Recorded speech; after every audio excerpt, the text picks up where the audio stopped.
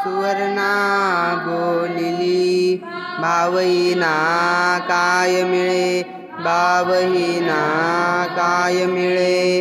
पादीची सुमने माझी अर्पितो भाव सौरभ, काठिन्य हृदयाचे तुम्ही करावे कुसुमासम.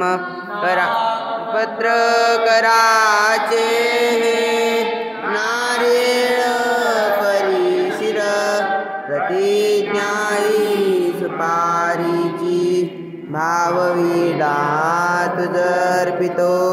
ईश्वरा भाववीडा तुझर्पितो.